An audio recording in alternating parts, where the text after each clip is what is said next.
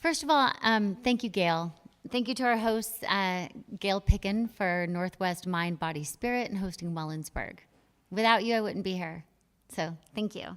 And, of course, to Molly and ECR for hosting at the Ink. And, of course, to the Earth. What a beautiful day today. And, they said it was going to be cloudy. So I give much gratitude. I'm super happy to be here for this moment. And just thank you so much for having me. My name is Dawn Ambrose. I live here in Ellensburg, and I'm a certified forest therapy guide. I take people out in the woods or in nature to hopefully reconnect. What brought me here is truly a love for nature. My whole life as a child, whether it was building forts in the woods, when I grew up, if it wasn't raining, we had to be outside. And we would stay out from morning until it was time to eat. We'd probably put snacks out in the woods just so we wouldn't have to go home. But I felt best, whether it was exploring or sleeping outside, just looking for rocks and twigs, whatever. I always felt better outdoors, at peace, relaxed, rejuvenated, ready. When I first heard of forest bathing, I wasn't sure what it was. I spent a lot of time in the woods, myself, my husband, Brandon, who's here, and I became very curious when I heard about this forest bathing. I thought, is this like people out there running around naked, bathing with moss? No, sorry to disappoint you, although I bet people do that. It's not swimming, although there is a new practice that's similar to forest bathing. It's called snorkeling. I just heard about that. But what I really found is an amazing book, and I'll talk about this guy in a minute, but I read several books about forest bathing, and I became incredibly fascinated with the science behind why being in forest, being in nature makes us healthier. Then I learned that there was actually a school that you could go to, schools around the world, and you could become a certified guide. You could actually learn a lot and bring this practice to others. And so today, I'm going to share it with you. So, who's been on a forest therapy walk before, or a forest? And I'm like, I think all of you have. Yes, and thank you for supporting me and letting me take you. So today we'll talk about the history. So although you may have went and come on one of my walks before, we'll talk about the health benefits and what to expect on a forest bath in case you haven't, or through your own experiences, what you tell others. So first, I want to start by acknowledging that humans have spent approximately 99.97% of our time outdoors, living with the land, existing with the land, coexisting with the land. We lived in close relationship with the non-human natural world. But unfortunately, modern culture has separated us from this vital connection. We're not living with the earth as much as we used to. And today, does anyone want to guess? And since I've met all of you, you may know this answer. But how much time do you think Americans spend indoors? It's greater than 90%. And Europeans, so Americans, statistically 95% of our time is spent indoors, a lot of that looking at screens. And Europeans are not much behind us at 93%. So, how did we get here? Well, there's several roots of this disconnection, but some of them, most notably, are the written language replacing oral traditions. We're not necessarily sitting around campfires listening to our stories being passed down from generation to generation. Agriculture and moving from a hunter-gatherer to an agrarian society. Religious viewpoints of dominion over nature, not with nature. Scientific revolution, the industrial revolution, technology and more technology and more technology. So all of these reasons and more have led us to this disconnection, and so many of us feel it.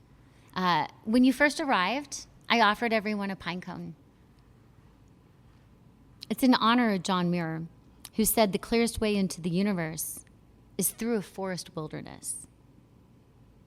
The pine cone, the significance here is to touch it, maybe smell it, to look at it, and just to be with it, to notice it. In that cone could be a forest. And I did successfully sprout some ponderosa pines this year from a pine cone. It can happen. Maybe not with those. They may not have the seeds in them. Dr. Kingley. Well, actually, let me start here. So some of you have heard me talk about this, but I'll say it again. So the practice of forest bathing, even though people have been spending time outside forever, the practice as we know it today as forest bathing or forest therapy has one of many names. In Japan, it is Shinrin Yoku, which translates to forest bath, or better translated, it's taking in the atmosphere of the forest, taking in the forest atmosphere. It did start in Japan in the 80s, although people from Finland and other Nordic countries, southern countries, people have been doing this forever. But as it's known today, it started in the 80s during the rise of the tech industry, where people in Japan were moving away from the forests into the modern cities. And as a result, their health suffered. This gentleman who was in charge of the agriculture, he was the Ministry of Agriculture, Forestry, and Fisheries. He became aware of the science and studies that was going on at the Ministry of Health around the forest making people healthier. And it wasn't just in Japan, it was around the world. And so as his job to seek a better value for the forest or more enhance the value of the forest beyond just logging and consumption of the wood, he, in partnership with the health ministry, coined the term Shinrin Yoku, forest bath. And I was telling you guys today that you can go to Japan on these trails to go to a Shinrin Yoku, and they have doctors that will take your blood pressure. They'll test different parts of your body to see how you're doing, and then at the end of it, have you relaxed and de-stressed. In Canada, you can get a prescription for a forest bath. So while still fairly new, it is something that probably where yoga was 40 years ago. Now you're hearing about forest bathing on National Geographic, the Housewives of LA, hearing about it more and more. Dr. King Lee, he wrote the first book that I read that just really hooked me. And it has a long title. I'm happy to share it with you. But he's the associate professor at the Nippon Medical School in Tokyo. He's the foremost expert in forest medicine, and he describes the practice as this. Forest therapy was developed from forest bathing. Forest therapy is a research-based healing practice that involves immersing oneself in forest environments with the aim of improving mental and physical health, as well as disease prevention, while at the same time being able to enjoy and appreciate the forest environment. It's not exercising. It is simply being in nature, connecting with the earth through our sense of sight, hearing, taste, smell, and touch. Forest bathing, he said, is like a bridge. By opening our senses, it bridges the gap between us and the natural world. And today, if Claire was here, she taught us how nature communicates and we can connect in other ways. So next, I'm going to really talk about the 4 major aspects of holistic well-being and where forest bathing as a mindful well-being practice kind of fits in. It applies in several ways, but the 4 are mental, which is being a mindful way, physical, which is immune boosting, emotional would be mood enhancing, and spiritual is that awe and wonder. I'll share how the practice of forest, or here in the valley, nature bathing, supports this relaxation, reduces stress, boosts immunity, enhances our mood, and holds potential for spiritual development. So there's many health benefits of practicing in a mindful way. A present mind is a happy mind. In addition to bringing our awareness to the present moment through mindfulness, we can incline our minds to joy. So through feedback loops of positive mental well-being, we can focus our attention and come into the present moment, either intentionally or when invited. Nature is especially good at ushering us into the present moment when we're open and receptive. For example, you may turn the corner and see owls in the tree.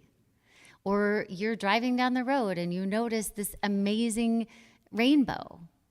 Or maybe it's the sound of rain on your window after it hasn't rained for 2 months. All of those things, you could think of them kind of as a mindfulness bell, like to be aware. And when we shine this light of awareness on what brings us joy, then we're intentionally shifting our attention towards joy. Research around the world is casting light on how spending time outdoors, and specifically in forests, makes us healthier, improving concentration, our sleep, and more. The second one I mentioned was immune boosting. So while some of the health benefits are experienced through participating with the forest in a mindful and a relaxing way, others are offered directly from the trees. And I talked about this today too, and this is just fascinating to me, but the trees emit an aromatic organic compound called phytoncides. Translated from Greek and Latin, it means plant and killer. Phytoncides are part of the tree's immune system, protecting it from pests that are insecticidal, pathogens that are antimicrobial. And because we evolved with the trees, the science, the thought is that it makes us healthier as well. These phytoncides protect us too. And when we breathe them in, exchanging this breath with the forest, we breathe in these phytoncides. They boost our immune system by increasing our NK cell count. The NK cells are the natural killer cells. It's a type of white blood cell that we have in our bodies that improve our immune system. They also fight virus-infected cells. So it's pretty cool that we get that from trees. Now, most plants, including ferns, fungus, or fungi, and mosses, lichen, most all plants have these phytoncides, but they are especially concentrated in the conifers, in the evergreens, the trees that stay green all year. So you're getting an extra healthy dose whenever you're going into the forest. But truly, a house plant in your house brings in phytoncides. The natural aromatherapy of phytoncides, I mentioned, is emitted by nearly all plants. You can especially smell it in the trees, like with the pine and that vanilla scent that it has, or butterscotch, or in the fir with the lemon. So I want to move away from the immune boosting part to, this is something that Jim mentioned too, is dirt. I'll say it a little differently, but you talked about it today. And that, did you know that dirt makes you happy? Think about all the gardeners, most of them are pretty happy people. As we move from the canopy and the trees down to the forest floor, there is a link to be found between soil and serotonin, AKA happiness. When we smell the dirt, we take in the Mycobacterium vaccae, which it's a type of bacteria that's found in soil, leaf litter, compost. And it's linked to higher levels of serotonin, which is this mood-enhancing hormone. It's that characteristic kind of earthy, musty smell of soil. It also stabilizes brain waves and reduces mental stress, having an overall emotional stabilization effect. So I think of all the gardeners I know, and I'm like, yeah, I see why they're so happy now. These beneficial soil microorganisms can be inhaled or ingested in the foods that we eat, potentially giving us that natural boost in immune function, mood, and relaxation. All with the dirt. So last of those four is the positive emotion. I mentioned awe and wonder, but joy, those things, they boost our mood. And overall, they improve our well-being, both our psychophysiological and our psycho-spiritual health. Awe especially connects us to something that is much greater than us. When we experience happiness and contentment with life, we have more space for gratitude. Gratitude expands our sense of self, and it opens up a way of gladdening the mind, the heart, the body, and the soul. And when we see that we're part of something much larger, we feel a greater sense of belonging to each other, our community, the earth. We feel we belong. Additionally, forest or nature bathing can awaken creativity. It works to rest the mind, restore the mind, creating more spaciousness for creativity and problem solving. So, all of you have been on a forest bath, so I'll be brief here, but what do you expect? Well, for those of you listening that aren't here right at this moment, what it's not, I'll start there. It's not a naturalist walk. It's not a fitness hike or a run, although I do some hike and bathes that people love, hiking and then doing a forest bath. What it is, it's mindfulness. It's mindful time being spent among the trees, being in nature, together in community with the nature. I do have some people do this as a group, like we did today, but I also do private individual walks. Usually plan for 2 hours. I was asked to do 40 people in an hour one time. That was challenging, but it worked out. They're usually, unless it's a hike and bathe or something more extreme, it's usually just a half a mile or less, a very easy walking. It's really not about the walk. It's about just sitting and noticing. And thank you for all you guys that have come before. It's been great. So what do? Well, we slow down, we come into the present moment, we settle the mind, we come into the body, and we begin with some sensory awareness meditation.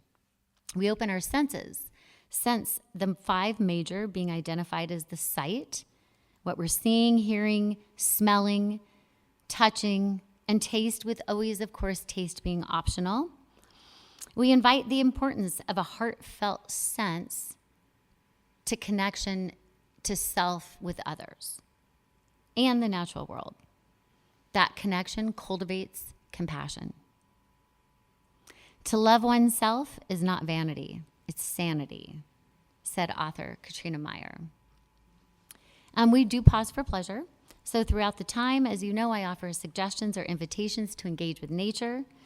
We pause to take in pleasures of just being in the forest, giving space for that wonder and awe and curiosity. And as a guide, as a forest therapy guide, I also invite time for personal reflection, sharing, but not everyone shares, and silence in these moments is okay too. I had a woman actually reach out to me a few days ago that said, well, is there a lot of talking on these? And I thought to myself, do you mean us talking, or you mean like the guides talking, or you talking? And she said, well, both. I like to be really quiet. And it made me think, well, I added up the time, and I'm like, yeah, you have 25 minutes of independent time by yourself, and then I encourage silent walking. So, but yeah, good to know. We end our time together with tea. It officially marks the end of our forest bath. And we enjoy tea together, which is optional. People don't have to taste it. But it really is an opportunity to show gratitude, because we, together as a group, we pour some of that tea back into the land to say thanks. And Jim, you mentioned something earlier about taking and not always just giving back. How do you give back? So it's a small way that we can give back and do it together to show gratitude, thankfulness, appreciation, as well as reciprocity. And that's the practice of exchanging for mutual benefit. So we honor the earth and give thanks, and for the time together with it. Participants often comment that they feel more peaceful afterwards. They feel more grounded, more calm, and they have found ways or have asked, or I help them in their backyard, but found ways to just go sit. And that's really just sit and noticing, observing, and being. A comment that I received, now it's been a few months ago, but it said, since that day, I've become more aware of the beauty and serenity that creation offers. This experience continues to enrich my soul in unexpected ways. And that was from a gal who told me she didn't feel comfortable in nature. She lives on a bunch of land, and it's a lot of work. And so seeing it through different eyes was cool to watch her do that. So why have a guide? Well, as a guide, my role is to choose the trail, pick up whatever is in the way of that trail, but it's to set the pace, offer invitations, and hold the space. I mentioned to help people find their own sit spots that they can go to on their own land or maybe at other parks, and help them come up with maybe invitations of things to observe or to notice. And when you are doing this by yourself in your own yard or with your friends, 20 minutes, if you can just sit for 20 minutes, within 5-10 minutes, you start noticing the birds come back. You start noticing the sounds. You start noticing more of nature. And it's probably because nature went and hid for a little bit. Now it's coming back again. But 20 minutes, best to just to do, if that's all you have. 2 hours, best to really get the full benefit. Not everybody has the 2 hours. So go for 2 hours a week, maybe not a day. Well, Gary Snyder, I quote him often. He said to work on behalf of the wild is to restore culture. And Jacques Cousteau said, people protect what they love. And I really believe that. Because if people don't know nature, if they don't know the woods, why would they want to love it? And why would you want to protect or save anything that you don't love or know? So, in closing, I'll say our mission as forest therapy guides is to help humans wake up from this culturally rooted sense of separation from nature to a more holistically rooted sense of interconnectedness.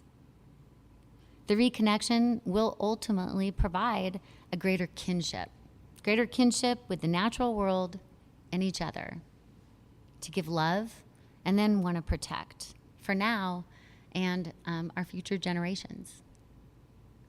So, I want to thank you. I think I'm right in with time. My next event, so I have some property with an art studio. It's next to my husband's generational family property, but I host different events there. I have one coming up next Saturday. It's Into the Forest for Women's Health. It's around wellness and body health. So with that, I do work with KEEN, the Kittitas Educational Environmental Education Network. I work with Mountains to Sound, Nature Conservancy, and then mental health with well-being. So if there's an organization or you have a fundraiser coming up and you need something, I'm happy to help out people in different ways and get them outside. It's a whole mission. So, yeah, thank you.